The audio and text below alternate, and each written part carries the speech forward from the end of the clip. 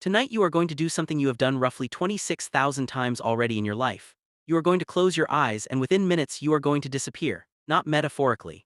The version of you that exists right now, aware, thinking, reading these words is going to stop existing, and something else entirely is going to take over your body for the next 8 hours.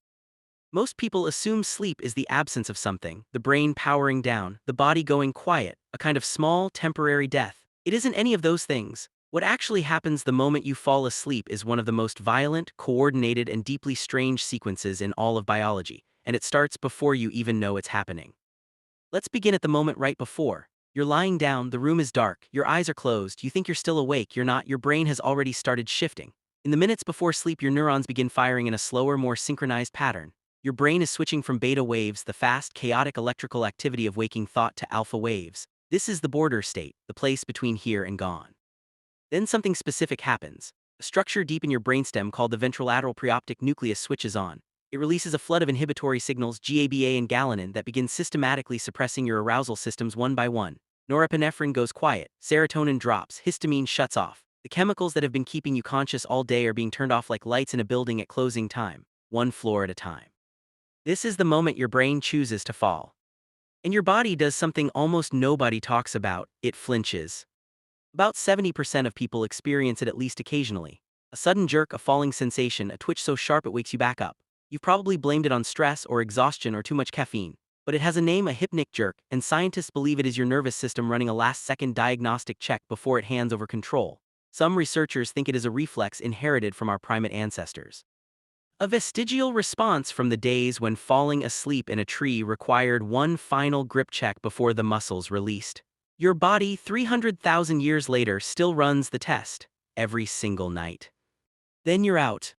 Stage 1 lasts only a few minutes. Your eyes move slowly beneath their lids. Your muscles release tension they have been holding since morning. Your heartbeat begins to slow, not dramatically but measurably, and your body temperature starts falling. This is important. Sleep requires a drop of roughly 1 to 2 degrees Fahrenheit in your core temperature. This is why a cool room makes sleep easier, why you instinctively kick one leg out from under the covers. Your body is not just resting.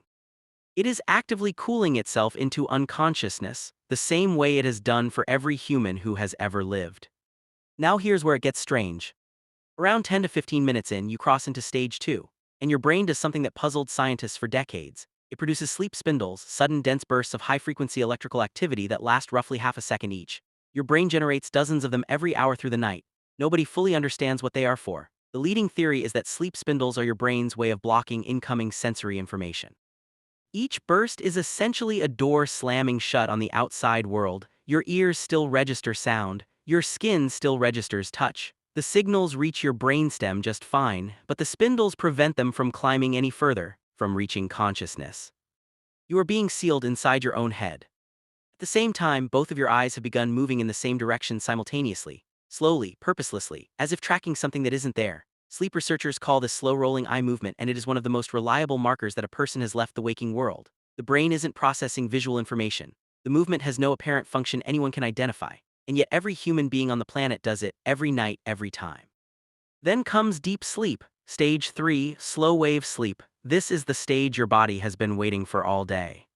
Your brain shifts into delta waves now, long, slow, rolling oscillations that look almost nothing like the frantic activity of waking consciousness. Your blood pressure drops to its lowest point of the day. Your breathing slows and becomes rhythmically even. And your pituitary gland, a structure the size of a pea sitting at the base of your brain, begins releasing the bulk of your daily growth hormone. Not a trickle, a flood.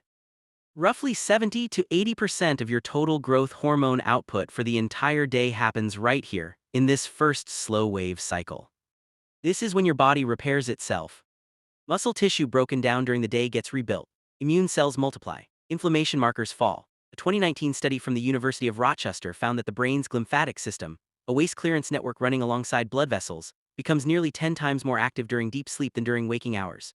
Your brain physically shrinks slightly, opening microscopic channels between cells, allowing cerebrospinal fluid to flush through and carry out metabolic waste, including beta amyloid, one of the proteins researchers have linked to Alzheimer's disease. Your brain cleans itself while you sleep. It cannot do it any other way. Here's the part nobody tells you. You are now completely paralyzed. Not fully, not yet, that comes later, but your postural muscles, the ones holding you upright, bracing you, keeping you from collapsing, have gone entirely offline. A deliberate signal has traveled from your brain to your spinal motor neurons telling them to stand down, not a gradual relaxation, a command. About 90 minutes after you fall asleep, everything changes again. Your eyes begin moving, fast, erratic, unpredictable, left, right, up, diagonal in ways that track nothing visible. You have entered REM sleep, rapid eye movement. And what is happening inside your skull during this phase is almost impossible to reconcile with the idea that you are unconscious. Your brain activity during REM is nearly identical to when you are fully awake. In some regions, it is actually higher. Your limbic system, the emotional core of your brain, is running at full throttle. Your motor cortex is firing. Your visual cortex is processing images that do not exist. Your heart rate becomes irregular. Your breathing turns shallow and unpredictable. Your blood pressure spikes upward in waves. And now the paralysis completes. A region in your brainstem called the subceruleus nucleus sends signals that actively suppress all voluntary muscle movement in your body. Your arms, legs, torso locked. This is not a side effect of sleep. It is a deliberate engineered feature, because your motor cortex is producing real movement signals right now. Your brain thinks it is moving. Without the paralysis, your body would act out every dream, every night with full physical force. When this system fails to engage on time, it is called REM sleep behavior disorder. People punch walls, they leap from beds, they fight animals that are not there. Some have seriously injured themselves or the people sleeping next to them without ever fully waking up. The brain was running a simulation so convincing that the body tried to enter it. This is what dreaming is, not a passive experience. A complete sensory emotional simulation running inside a paralyzed body. In 1953, a graduate student named Eugene Aserinsky at the University of Chicago noticed his sleeping son's eyes moving beneath his closed lids. He connected old polygraph leads to his son's face and watched the readout. The waves were wild, frantic. He assumed the machine was broken. He checked it twice. It wasn't. He called his advisor Nathaniel Clateman. Together, they had just discovered REM sleep. Before that night, the scientific consensus was that the sleeping brain was simply quiet. It had never been quiet, not once. The cycle repeats 4 to 6 times across a full night. Each time through, the deep sleep portions shrink and the REM portions grow longer. By the final cycle, just before waking, your REM phases can stretch to 45 or 60 minutes each. This is why the dreams you remember are almost always the last ones, the ones closest to the surface when you open your eyes. And then, at some point, the ventrolateral preoptic nucleus releases its grip. The arousal systems come back online, norepinephrine rises, serotonin returns, histamine floods back across synapses, your eyes open, you are back. You don't remember the cleaning. You don't remember the paralysis or the electrical storms rolling across your cortex or the hormone cascades or the cycles your body ran without a single conscious instruction from you. You remember, if anything, a fragment of a dream that is already dissolving before your feet hit the floor.